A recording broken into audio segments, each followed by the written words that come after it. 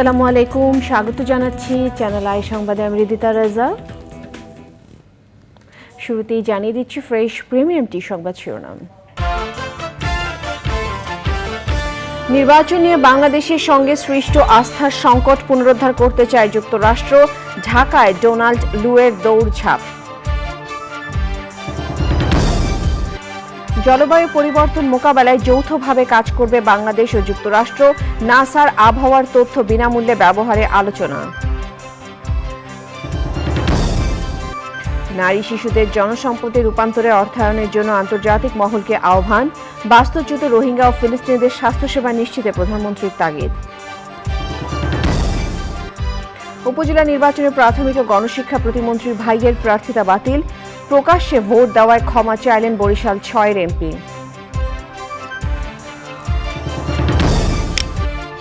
রাজধানী ও মহাসড়কে ব্যাটারি চালিত ইজি বাইক বন্ধে পরিবহন মন্ত্রীর ঘোষণা। হেলমেট ছাড়া পাম্পে তেল পাবে না মোটরসাইকেল।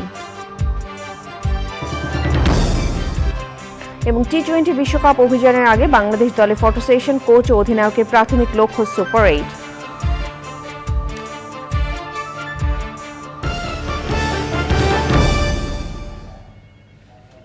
এছাড়াও নিটল টাটা বিশেষ সংবাদে যা থাকছে।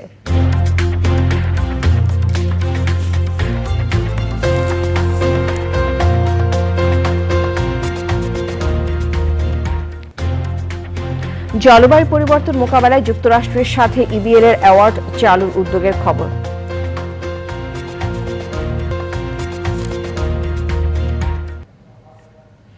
সংবাদ শিরোনামগুলো জানাচ্ছিলাম। এখনকার এই সংবাদ আয়োজন একই সঙ্গে চ্যানেল আইয়ের ইউটিউব চ্যানেল এবং চ্যানেল আইয়ের ওটিটি প্ল্যাটফর্ম আইস্ক্রিনে লাইভ স্ট্রিম হচ্ছে। দ্বাদশ জাতীয় সংসদ নির্বাচনকে নিয়ে বাংলাদেশ ও যুক্তরাষ্ট্রের মধ্যে সৃষ্ট আস্থার সংকট পুনরুদ্ধার করতে চায় যুক্তরাষ্ট্র। এ কথা জানিয়ে সফররত মার্কিন সহকারী পররাষ্ট্রমন্ত্রী ডোনাল্ড লু বলেছেন, গত 2 দিন ধরে সেই চেষ্টা করছেন তিনি। পররাষ্ট্র সচিবের সঙ্গে বৈঠক আর পররাষ্ট্রমন্ত্রীর সঙ্গে সৌজন্য সাক্ষাৎ শেষে লু বলেন, বাংলাদেশের নির্বাচন নিয়ে 2 দেশের মধ্যে টেনশন তৈরি হয়েছিল। পররাষ্ট্রমন্ত্রী হাসান মাহমুদ বলেন, যুক্তরাষ্ট্রের মতো বাংলাদেশেও সম্পর্কের উন্নয়ন চায়। পান্থ রহমান জানাচ্ছেন বিস্তারিত।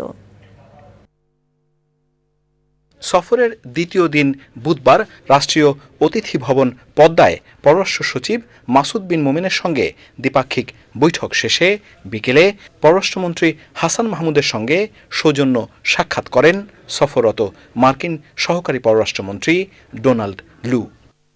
মন্ত্রীর সঙ্গে সাক্ষাতে 2 দেশের হার্ড ইস্যুগুলো আলোচনায় এসেছে উল্লেখ করে লু বলেন, তারা পেছনে নয় বরং সামনে তাকাতে চান। I visited Bangladesh these last 2 days in order to try to rebuild the trust between our peoples. Last year, we know there were a lot of tensions between the United States and Bangladesh. The United States worked very hard to promote free, fair, and nonviolent elections here. And it caused some tensions. This is common in our relationship. We want to look forward and not look back.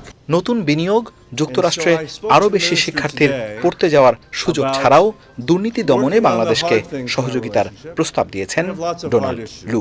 We want to find ways to strengthen our relationship.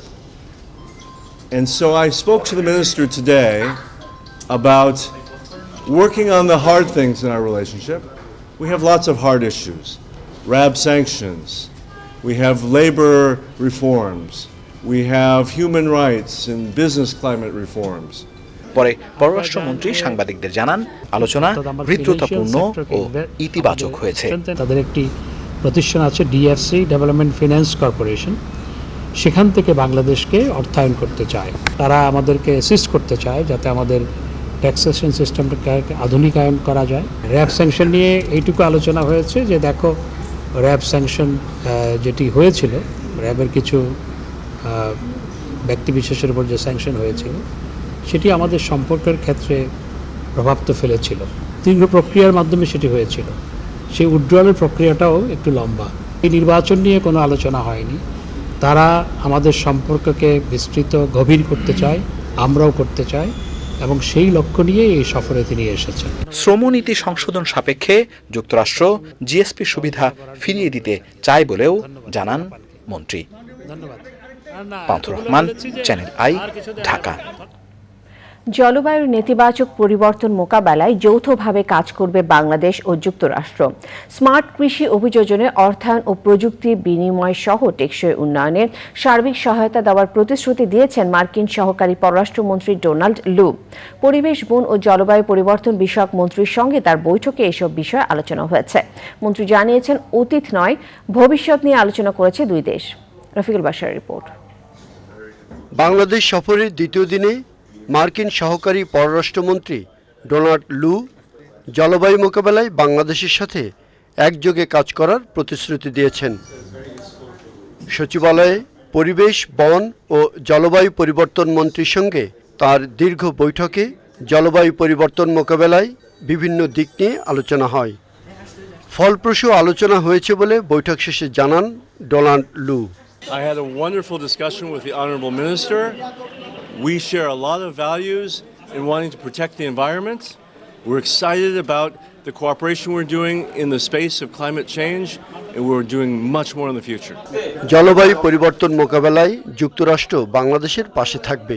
শুধু আর্থিক নয়, প্রযুক্তি সহায়তা নিয়েও আলোচনা হয়েছে বলে জানিয়েছেন পরিবেশ মন্ত্রী। সামনের দিকে কিভাবে আমাদের সম্পর্কটাকে আরও সুদৃঢ় করব সেটা নিয়েই কিন্তু মূলত আলোচনা। এখানে একটা আন্তর্জাতিক প্রেক্ষাপট ছিল, যেমন আমরা কি বলেছি, আমাদের UNFCCC কপ প্রসেস, সেখানে আমরা একসাথে কিভাবে সহযোগিতা করতে পারি। আরেকটা এরিয়া হচ্ছে একটা গ্লোবাল প্লাস্টিক ট্রিটি, একটা চুক্তি, সেটা বর্তমানে নেগোসিয়েশনে আছে।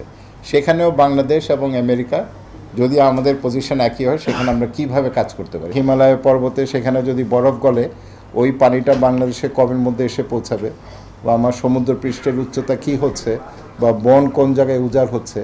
বৈঠকে নাসার দেওয়া আবহাওয়ার তথ্য বিনামূল্যে নেওয়ার বিষয়েও আলোচনা হয়েছে।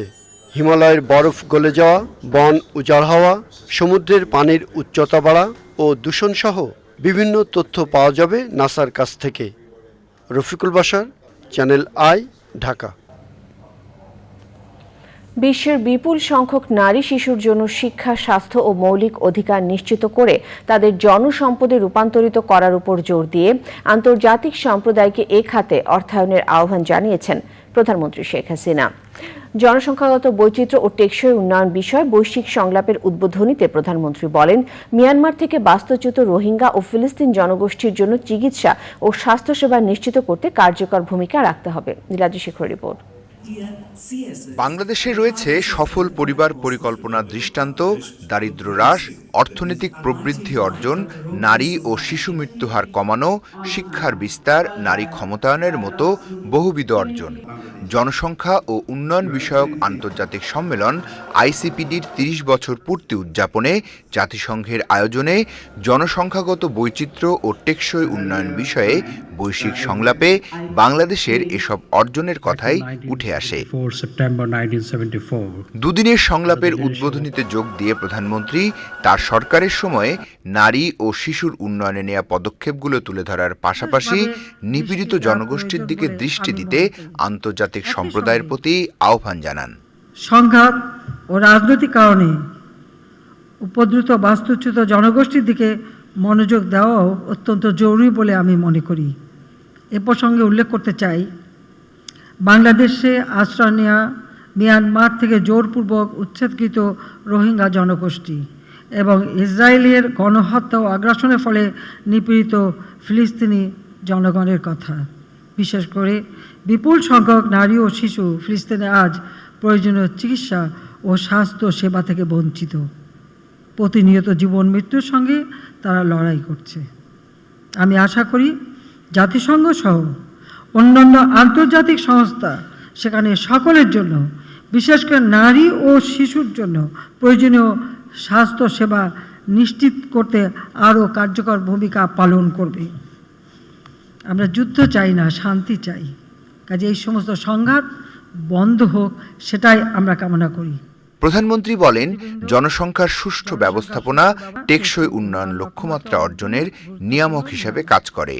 বিশ্বের বিপুল সংখ্যক জনগোষ্ঠীর জন্য প্রয়োজনীয় শিক্ষা, স্বাস্থ্য ও ও অন্যান্য মৌলিক অধিকার নিশ্চিত করার মাধ্যমে তাদের জনসম্পদে রূপান্তর করতে হবে, যার মাধ্যমে আমরা একটি সমৃদ্ধশালী বিশ্ব ব্যবস্থা গড়ে তুলতে সক্ষম হব।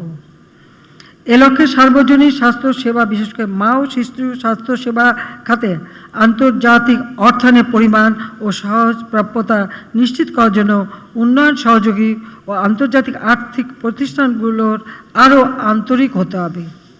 বাল্যবিবাহ, যৌতুক ও নারীর প্রতি সহিংসতা রোধে সামাজিক আন্দোলনের বিকল্প নেই বলেও মনে করেন প্রধানমন্ত্রী শেখ হাসিনা।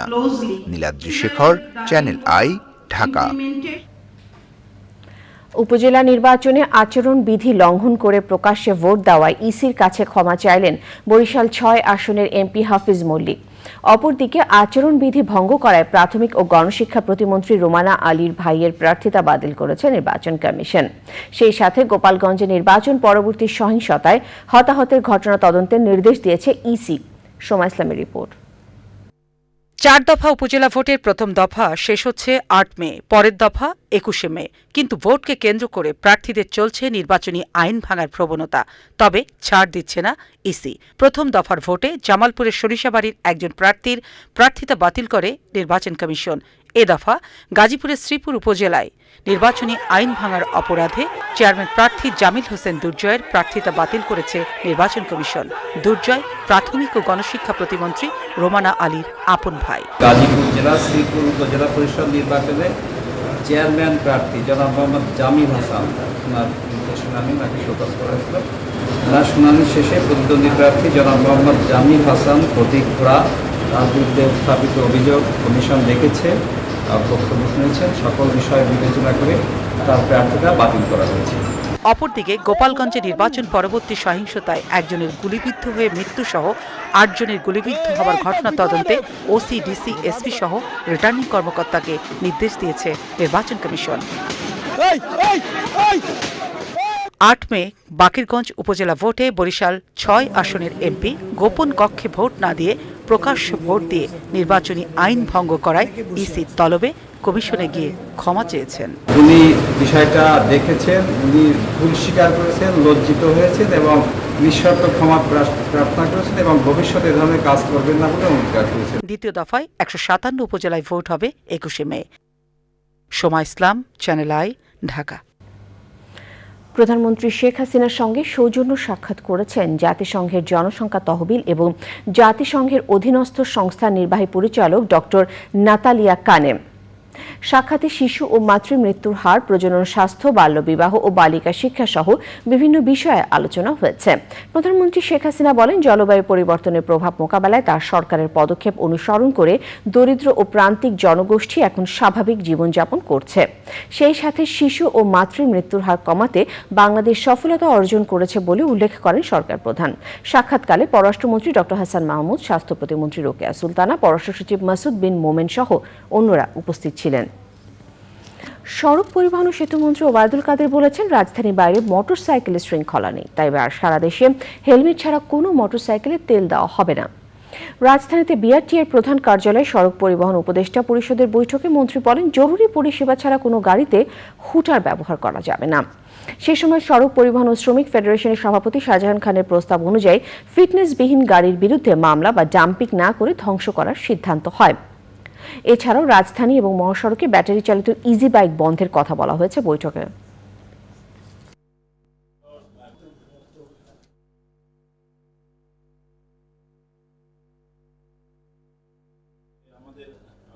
খালি ঢাকা শহর করলে তো হবে না, পুরো বাংলাদেশ করতে হবে।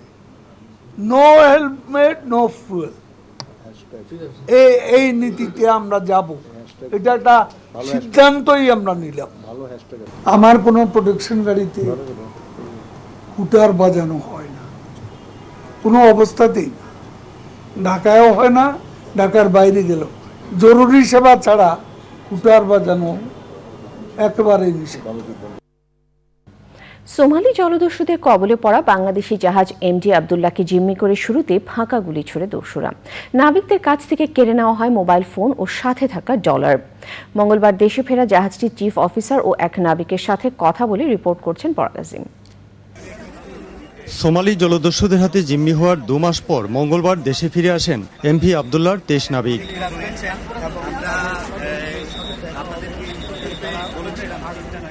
ওই দিনই চট্টগ্রাম বন্দরে তাদের ফুলেল সংবর্ধনা দেওয়া হয়েছে। বর্তমানে স্বজনদের কাছে বাসায় বিশ্রামে আছেন তারা।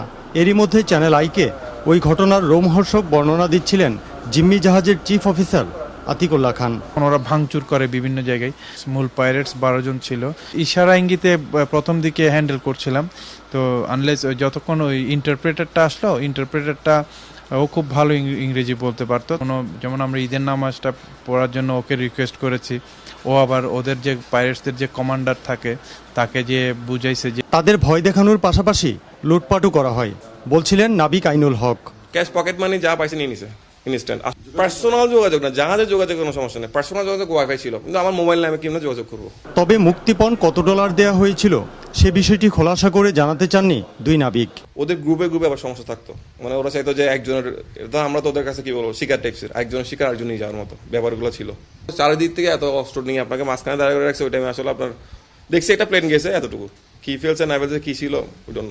যেদিন ছেড়ে দিবে ওই দিন আমাদেরকে অনেক বেশি রেস্ট্রিক্টেড করে রাখছিল। পর আমি ইউটিউবে দেখলাম যে ব্যাগ, কয়েকটা ব্যাগ দেখলাম, বাট ওর ভিতরে কি আমি কখনো দেখিই নাই। ভবিষ্যতেও এই পেশায় থাকারই অঙ্গীকার জানিয়েছেন জিম্মি দশা থেকে মুক্ত হওয়া 2 সাহসী নাবিক। পরাগ আজিম, চ্যানেল আই, চট্টগ্রাম।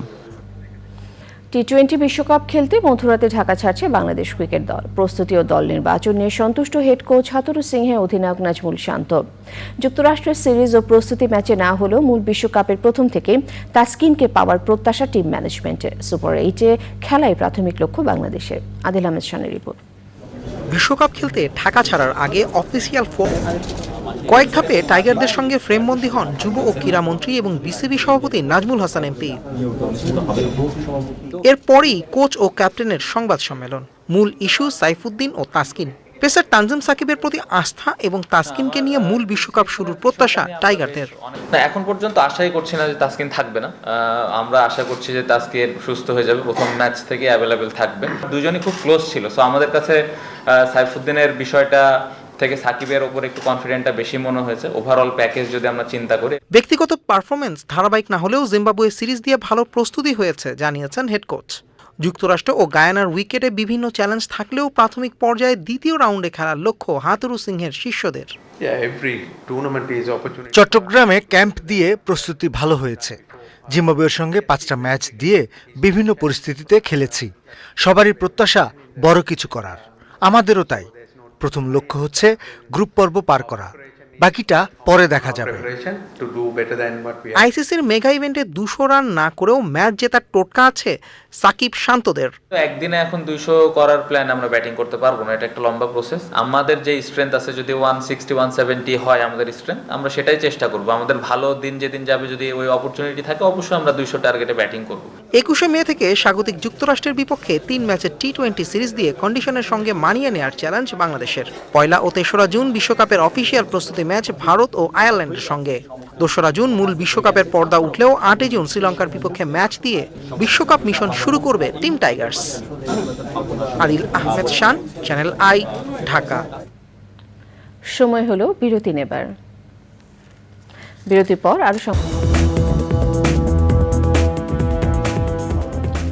আবারও আমন্ত্রণ। বিএনপি স্থায়ী কমিটির সদস্য নজরুল ইসলাম খান বলেছেন, দেশের অর্থনীতির অবস্থা নাজুক। জাতীয় প্রেস ক্লাবে এক আলোচনায় তিনি বলেন, ঋণ করে রিজার্ভ বাড়ানোর চেষ্টা করছে সরকার। বলেছেন, দুর্নীতি আর লুটপাটের কারণেই এই অবস্থা। যাদের কারণে দেশের এই অবস্থা, তাদের হাত থেকে দেশকে বাঁচানোই এখন মূল কাজ বলেও মন্তব্য করেন বিএনপির এই নেতা।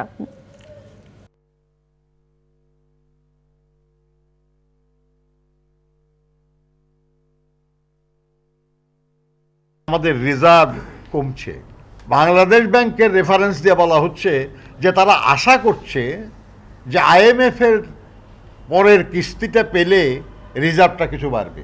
তার মানে ঋণ করে রিজার্ভ বাড়ানো, এটা কতটা রিজার্ভ ভাবা দরকার। আমার সম্পদ কত, এটা বৃদ্ধি দেখানোর জন্য যদি আমাকে ঋণ করে দেখাতে হয়, তাহলে এটা আসলে প্রকৃতপক্ষে কোনো বৃদ্ধি না।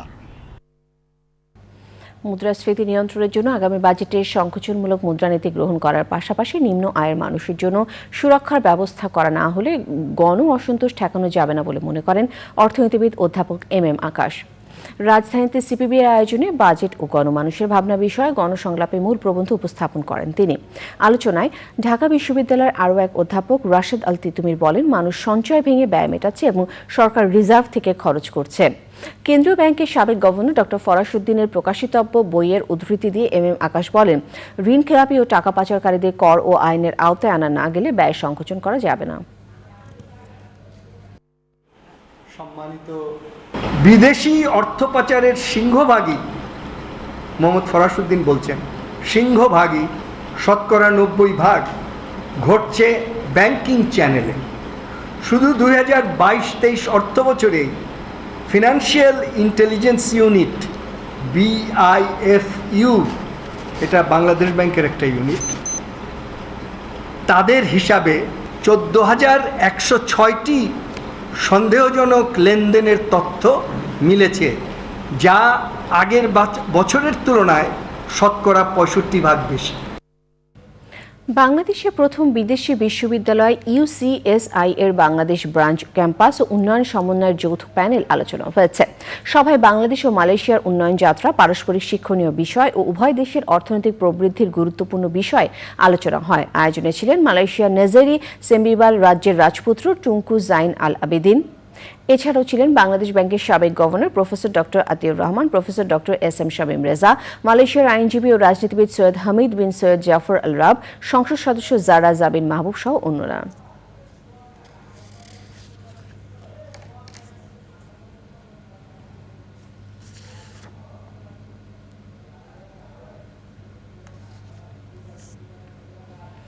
গোপালগঞ্জে নির্বাচন পরবর্তী সহিংসতায় হতাহতের ঘটনায় জড়িতদের গ্রেফতারে তথ্য প্রযুক্তির সহায়তা নিচ্ছে পুলিশ। হত্যাকাণ্ডের প্রতিবাদে মহাসড়ক অবরোধ করে বিক্ষোভ দেখিয়েছে উত্তেজিত জনতা। পুলিশের সঙ্গে সংঘর্ষ হয়েছে তাদের। এনামুল কবির উপমের রিপোর্ট। গোপালগঞ্জ সদর উপজেলার চন্দ্রদিঘলিয়ায় নির্বাচন পরবর্তী সহিংসতায় প্রতিপক্ষের গুলিতে কলেজ ছাত্র নিহতের প্রতিবাদে ঢাকা খুলনা মহাসড়ক অবরোধ করে বিক্ষোভ দেখিয়েছে জনতা। কোথাও গাছের গুড়ি ফেলে, কোথাও বা আগুন জ্বালিয়ে সড়ক অবরোধ করে তারা। অবরোধ চলাকালে পুলিশের সঙ্গে সংঘর্ষও হয়। তাৎক্ষণিকভাবে লাশ নিয়ে খুলনা ঢাকা মহাসড়ক কিছু সময়ের জন্য অবরুদ্ধ ছিল, তারা বিক্ষুব্ধ জনতা ছিল। পরে আমরা বুঝিয়ে তাদেরকে বিচারের আশ্বাস দিয়ে তাদেরকে নিবৃত্ত করতে সমর্থ হয়েছে। সদর উপজেলার বিজয়ী চেয়ারম্যান কামরুজ্জামান ভূঁইয়া ও পরাজিত চেয়ারম্যান প্রার্থী BM লিয়াকত আলীর সমর্থকদের মধ্যে মঙ্গলবার রাতে ওই সংঘর্ষ হয়। সে সময় গুলিবিদ্ধ হয়ে কলেজ ছাত্র আশিকুর রহমান ভূঁইয়া মারা যান। হত্যাকারীদের চিহ্নিত করা গেছে বলছে পুলিশ। তথ্য প্রযুক্তির সহায়তার যে কাজগুলো সেগুলো অলরেডি চলমান আছে। শর্ট টাইমে কিছুটা ক্লু পেয়েও যাব। আর যারা হত্যা করেছে তারা তো চিহ্নিত অপরাধী, যেহেতু দুই পক্ষের মধ্যে সাংঘর্ষিক অবস্থার মধ্যে দিয়ে হয়েছে। সুতরাং যারা ফায়ার করেছে, যে সহযোগিতা করেছে, তাদেরকে সবাই দেখেছে। তাদেরকে চিহ্নিত করার যে কাজটা সেটা অলরেডি হয়ে গেছে। এখন শুধু তাদেরকে গ্রেপ্তার করে আইনের আওতায় আনা। আহত 15 জনের মধ্যে একজনকে ঢাকায় এনে উন্নত চিকিৎসা দেওয়া হচ্ছে। তার অবস্থা আশঙ্কাজনক বলছেন চিকিৎসকরা। Enamul Kabir, Rupam, channel I. গাজার উত্তরাঞ্চল এবং পূর্ব রাফার আরও গভীরে ঢুকে ট্যাঙ্ক বহর নিয়ে হামলা শুরু করেছে ইসরায়েলি বাহিনী। মঙ্গলবার তারা রাফার দক্ষিণ সীমান্তের কয়েকটি এলাকায় পৌঁছায় বলে জানা গেছে। সেখানে হামাসের সাথে প্রচণ্ড বন্দুকযুদ্ধ চলছে। ইসরায়েলের টানা বিমান হামলায় 24 ঘন্টায় আরও কমপক্ষে 82 ফিলিস্তিনি নিহত হয়েছেন, যা শেষ কয়েক সপ্তাহের মধ্যে একদিনে সর্বোচ্চ। মাহফুজুল হাসানের রিপোর্ট। উত্তর গাজার জাবালিয়া এবং দক্ষিণ রাফাতে হামাস ও ইসরায়েলি সেনাদের মধ্যে চলছে ভয়াবহ বন্দুকযুদ্ধ। প্রতিপক্ষে ব্যাপক হতাহত হয়েছে বলে দাবি করছে দুপক্ষই। উত্তর গাজায় নতুন করে হামলা শুরুর 1 মাস আগে ওসব এলাকাকে হামাস মুক্ত বলে ঘোষণা দিয়েছিল ইসরায়েল। আবার সেখানে নতুন করে হামলা শুরু করায় ইসরায়েলি বাহিনীর উদ্দেশ্য নিয়ে প্রশ্ন উঠতে শুরু করেছে। এছাড়াও রাফার পূর্বাঞ্চলের আরও ভেতরে ঢুকে ট্যাঙ্ক বহর নিয়ে হামলা চালাচ্ছে ইসরায়েলি বাহিনী। জীবন বাঁচাতে রাফা থেকে পালিয়ে যাচ্ছেন লাখো ফিলিস্তিনি। ইসরায়েলি বাহিনী নতুন করে আক্রমণ শুরু করার পর থেকে 4.5 লাখের বেশি ফিলিস্তিনি রাফা ছেড়েছেন। রাফার উত্তরে সরে গেছেন আরও 1 লাখ ফিলিস্তিনি। রাফায় অভিযান বন্ধের আহ্বান জানাচ্ছে মানবিক সহায়তাকারী বিভিন্ন সংস্থা। এমনকি রাফা ইসরায়েলের আন্তর্জাতিক মিত্ররাও সতর্ক করে বলছে এ ধরনের হামলায় মানবিক বিপর্যয় দেখা দেবে। জাতিসংঘ জানিয়েছে গাজায় নিহত ফিলিস্তিনিদের মধ্যে অন্তত 56% নারী ও শিশু। রাফায় হামলা বন্ধে জরুরি ব্যবস্থা নিতে আন্তর্জাতিক ন্যায় বিচার আদালতে সাউথ আফ্রিকার করা আবেদনের শুনানি হবে বৃহস্পতি ও শুক্রবার। কাতার বলেছে রাফায় ইসরায়েলের অভিযানের কারণে যুদ্ধবিরতি প্রক্রিয়া আটকে গেছে। গ্রিসের প্রধানমন্ত্রী কাইরিয়াকোস মিৎসোতাকিসের সঙ্গে বৈঠক শেষে তুরস্কের প্রেসিডেন্ট রিসেপ তাইয়েপ এরদোয়ান জানিয়েছেন হামাসের 1000-এর বেশি যোদ্ধা তার দেশের বিভিন্ন হাসপাতালে চিকিৎসা নিচ্ছেন। ইসরায়েলের বিরুদ্ধে হামাসের কর্মকাণ্ডকে প্রতিরোধ আন্দোলন হিসেবে উল্লেখ করেছেন তিনি। এরদোয়ান আরও বলেছেন গ্রিস হামাসকে সন্ত্রাসী সংগঠন হিসেবে দেখে, যা পীড়াদায়ক। Mahfuzul Hasan, channel I. I screen সাংস্কৃতিক সংবাদ।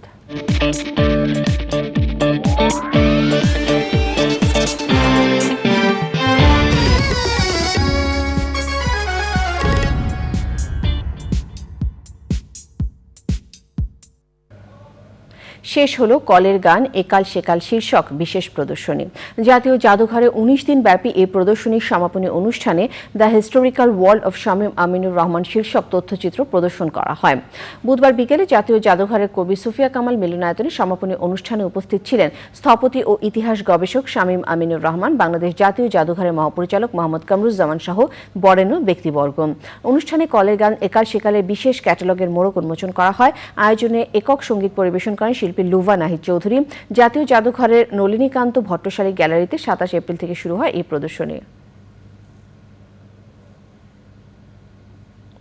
নিচল টাটা, বিশেষ সংবাদ।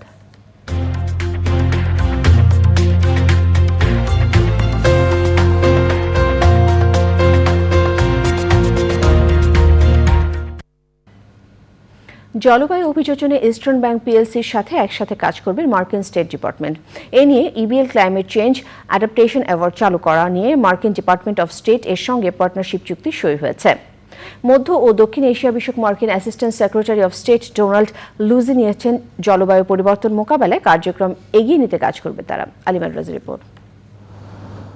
জলবায়ু পরিবর্তনে অভিযোজন, সহনশীলতা এবং প্রশমন সম্পর্কে জনসচেতনতা বৃদ্ধিতে EBL climate change adaptation award চালু হয় গত ফেব্রুয়ারিতে।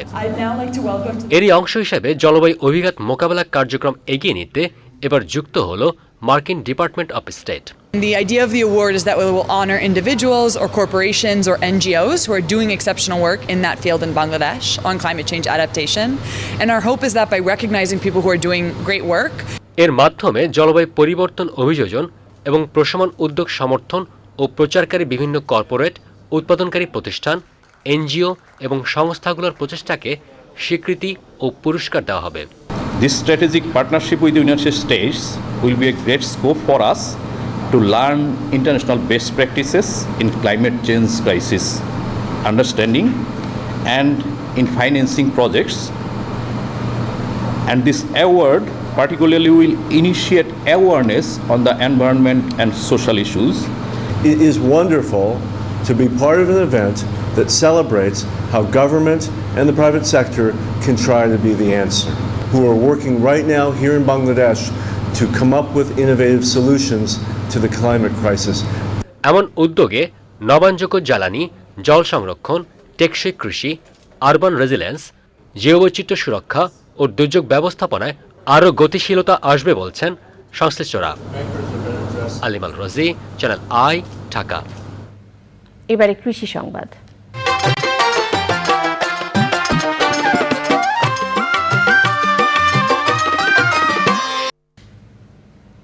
ভোলায় মুগ ও ফেলন ডালের ভালো ফলন হয়েছে।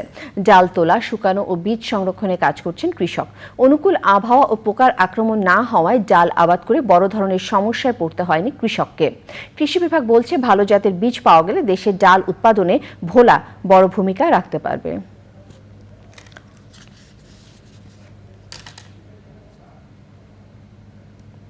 প্রকৃতি সংবাদ।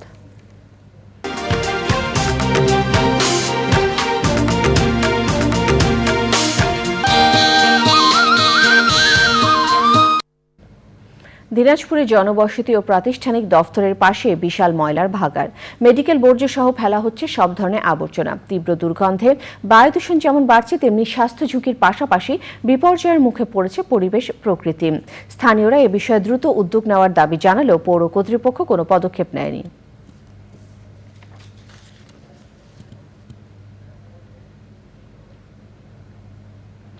আবারও বিরতি নিয়েছে, ফিরে এসে যা দেখবেন। ফিরে এলাম বিরতির পর। পদ্মা সেতু চালু হওয়ার পর থেকে দেশের দক্ষিণ পশ্চিমাঞ্চলে উন্নয়ন কাজ বেড়েছে। সম্প্রতি খুলনার চুকনগর সাতক্ষীরা মহাসাগর 4 লেনে উন্নীতকরণ এবং ফুটওভার ব্রিজ ও টেকসই 0 পয়েন্ট ইন্টারসেকশন নির্মাণ হয়েছে। এতে খুলনা শহরের সাথে সারা দেশের যোগাযোগ সহজ হওয়ার পাশাপাশি যানজট ও ভোগান্তি কমেছে। জানিয়ে সুজিত বসুর রিপোর্ট। খুলনা মোংলা, খুলনা বেনাপোল, খুলনা ভোমরা, খুলনা ঢাকা সহ দক্ষিণের জেলাগুলোতে যাতায়াতের সংযোগস্থল 0 পয়েন্টে সবসময় যানজট লেগে থাকত। বিশেষ করে পদ্মা সেতু চালুর পর থেকে যান চলাচলের চাপ বৃদ্ধি পাওয়ায় এমন সমস্যা দেখা দেয়। সমস্যার সমাধানে খুলনা চুকনগর সাতক্ষীরা জাতীয় মহাসড়কের খুলনা শহর অংশ 4 লেনে উন্নীতকরণ, খুলনা বিশ্ববিদ্যালয়ের মূল ফটকের সামনে ফুটওভার ব্রিজ নির্মাণ, 0 পয়েন্ট ইন্টারসেকশন উদ্বোধন হয়। মানুষ অল্প সময়ের মধ্যে এক স্থান থেকে আরেক স্থানে যেতে পারবে। সেই বিবেচনায় এই প্রকল্প ফুটওভার ব্রিজ এবং 0 পয়েন্ট ইন্টারসেকশন 3টে মিলে যে কাজটা আমরা শেষ করলাম, এটা আগামীতে শহরের এই শহরটাকে ফাংশনাল করার ক্ষেত্রে গুরুত্বপূর্ণ ভূমিকা রাখবে। মানুষ সহজে এক জায়গা থেকে আরেক জায়গায় যেতে পারবে এবং মানুষের যাতায়াতের সময় অনেক সাশ্রয় হবে। সেই বিবেচনায় এটা অনেক কার্যকরী একটা প্রকল্প ছিল প্রত্যেকটাই, এবং নিরাপদ এবং দ্রুত যাতায়াতের ক্ষেত্রে গুরুত্বপূর্ণ ভূমিকা রাখবে। এই 3 প্রকল্পকে ঘিরে মানুষের প্রত্যাশা পূরণ হয়েছে বলে মনে করছেন সংশ্লিষ্টরা। এটি সবচেয়ে গুরুত্বপূর্ণ এবং সবচেয়ে ফার্স্ট প্রায়োরিটি যেটি আমরা সেই কাজেরই অংশ হিসাবে কিন্তু আজকে উদ্বোধন হতে যাচ্ছে। এটা আমাদের খুলনার জন্য যেমন গর্ব, তেমনি সারা দেশের জন্য আমাদের যে উন্নয়ন অর্থনৈতিক অগ্রগামিতা, তার ক্ষেত্রে এটা একটা বড় একটা মাইলফলক। এই বললে আমাদের অত্যন্ত মনের ব্যাপার যে আসলে আমাদের এই রাস্তা আজকে আমাদের ওপেন হচ্ছে। আমাদের সন্ধ্যাবাজারের থেকে একদম 0 পয়েন্ট পর্যন্ত 4 কিলোমিটার আমরা দীর্ঘদিন ধরে চেষ্টা করে যাচ্ছি এবং আমাদের সময় মতো আমি মনে করি অবশ্যই আমাদের এই রাস্তার কাজ কমপ্লিট হয়েছে সুন্দরভাবে। তার জন্য আমরা সবাইকে যারা সহযোগী প্রতিষ্ঠান এবং মাহুকাদা এবং আমাদের রোশন হাইওয়ে সবাইকে আমার আন্তরিক অভিনন্দন। 2041 সালের মধ্যে স্মার্ট বাংলাদেশ বিনির্মাণের লক্ষ্যে এগিয়ে যাচ্ছে বাংলাদেশ, যার ধারাবাহিকতায় দক্ষিণ পশ্চিমাঞ্চলের সকল ক্ষেত্রে উন্নয়ন হচ্ছে। খুলনা থেকে Daniel Sujit Bose, channel I. খেলার খবর।